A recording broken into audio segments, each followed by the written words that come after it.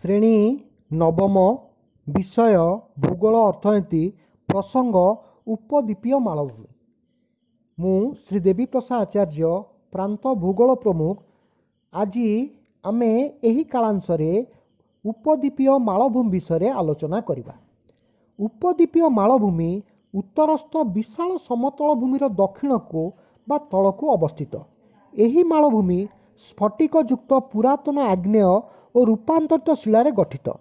ଏହି ମାଳଭୂମି ଗୋଣ୍ଡୱାନା ଲ୍ୟାଣ୍ଡର ବିଭାଜନ ଓ ଭୂଚଳନ ଯୋଗୁଁ ସୃଷ୍ଟି ହୋଇଥିବାରୁ ଏହା ଏକ ଅତି ପୁରାତନ ଭୂଖଣ୍ଡର ଅଂଶବିଶେଷ। ଉପଦ୍ୱୀପୀୟ ମାଳଭୂମିକୁ ଦୁଇ ଭାଗରେ ବିଭକ୍ତ କରାଯାଇଛି, ଗୋଟିଏ କେନ୍ଦ୍ରୀୟ ପାର୍ବତ୍ୟାଞ୍ଚଳ ଓ ଅନ୍ୟଟି ଦାକ୍ଷିଣାତ୍ୟ ମାଳଭୂମି। ନର୍ମଦା ନଦୀ ଏହି ଦୁଇ ଭାଗର ସୀମା ନିର୍ଦ୍ଧାରଣ କରୁଛି। ନର୍ମଦା ନଦୀର ଉତ୍ତରକୁ କେନ୍ଦ୍ରୀୟ ପାର୍ବତ୍ୟାଞ୍ଚଳ ଓ ନର୍ମଦା ନଦୀର ଦକ୍ଷିଣକୁ ବା ତଳକୁ ଦାକ୍ଷିଣାତ୍ୟ ମାଳଭୂମି ଅବସ୍ଥିତ। ଏବେ ଆସିବା କେନ୍ଦ୍ରୀୟ ପାର୍ବତ୍ୟାଞ୍ଚଳ ବିଷୟରେ ଆଲୋଚନା କର।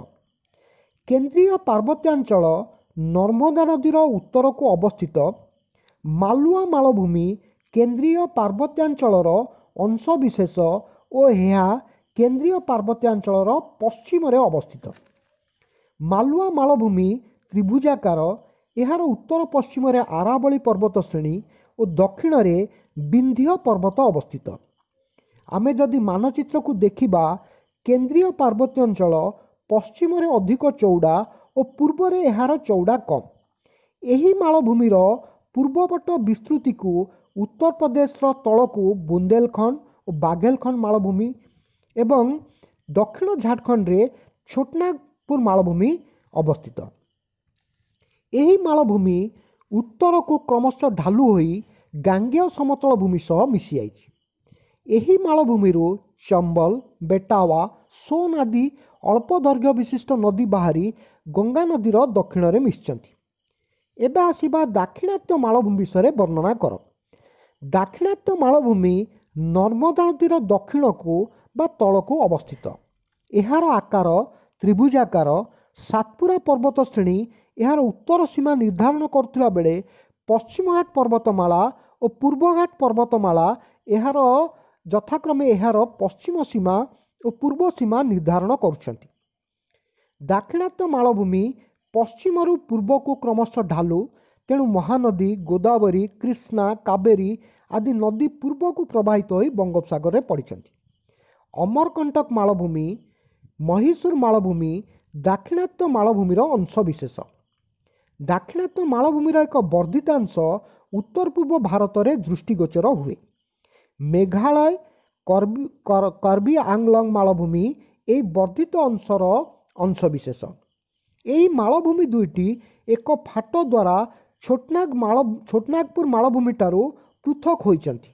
ଏହି ମାଳଭୂମି ମହାରାଷ୍ଟ୍ର, ମଧ୍ୟପ୍ରଦେଶ, ତେଲେଙ୍ଗାନା, ଆନ୍ଧ୍ରପ୍ରଦେଶ, ତାମିଲନାଡୁ, କର୍ଣ୍ଣାଟକ ଆଦି ରାଜ୍ୟରେ ବିସ୍ତୃତ। ଏବେ ଆସିବା ପଶ୍ଚିମଘାଟ ପର୍ବତମାଳା।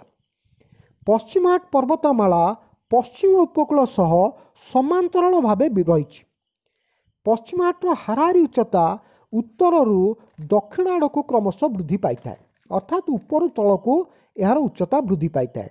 ଏହି ପର୍ବତମାଳା ନିରବଚ୍ଛିନ୍ନ ଅର୍ଥାତ୍ ଲାଗି ଲାଗି ରହିଛି ଏବଂ କେତୋଟି ଗିରିପଥ ଦେଇ ଏହାକୁ ଅତିକ୍ରମ କରାଯାଇପାରେ। ଏହି ଗିରିପଥ ଗୁଡ଼ିକ ହେଲା ଥାଲ ଘାଟ, ପାଲ ଘାଟ, ଭୋର ଘାଟ। ଥାଲ ଘାଟ ମହାରାଷ୍ଟ୍ରରେ ଅବସ୍ଥିତ। ଏହା ମୁମ୍ବାଇକୁ ପୁନେ ସହିତ ଯୋଡୁଛି। ସେହିପରି ପାଲ ଘାଟ ତାମିଲନାଡୁରେ ଅବସ୍ଥିତ। ଏହା ତାମିଲନାଡୁର କୋଇମ୍ବାଟୁରରୁ କେରଳର ପାଲାକ୍କଡ଼କୁ ଯୋଡୁଛି। ସେହିପରି ଭୋର ଘାଟ ମହାରାଷ୍ଟ୍ରରେ ଅବସ୍ଥିତ। ଏହା ମୁମ୍ବାଇକୁ ନାସିକ ସହିତ ଯୋଗ କରୁଛି। ପଶ୍ଚିମଘାଟ ପର୍ବତମାଳା ପୂର୍ବଘାଟ ପର୍ବତମାଳା ଠାରୁ ଉଚ୍ଚତାରେ ଅଧିକ। ଏହାର ଉଚ୍ଚତା 900 ମିଟରରୁ 1600 ମିଟର ମଧ୍ୟରେ ହୋଇଥାଏ। ପଶ୍ଚିମଘାଟ ପର୍ବତମାଳା ଅବସ୍ଥିତ ପର୍ବତ ଗୁଡ଼ିକ ମଧ୍ୟରେ ସହ୍ୟାଦ୍ରି, ନୀଳଗିରି, ଆନାମଲାଇ ଏବଂ କାଡାମାମ ଆଦି ମୁଖ୍ୟ। କେରଳ ରାଜ୍ୟର ଆନାମଲାଇ ପର୍ବତ ଶ୍ରେଣୀରେ ଅବସ୍ଥିତ ଆନାଇମୁଡି ପଶ୍ଚିମଘାଟ ପର୍ବତମାଳାର ଉଚ୍ଚତମ ଶୃଙ୍ଗ। ନୀଳଗିରି ପର୍ବତର ଦୋଦବେତା ଶୃଙ୍ଗ ଏହାର ଦ୍ୱିତୀୟ ଉଚ୍ଚତମ ଶୃଙ୍ଗ ଅଟେ। नीलगिरी पर्वतमाला तामिलनाडु राज्य अवस्थित।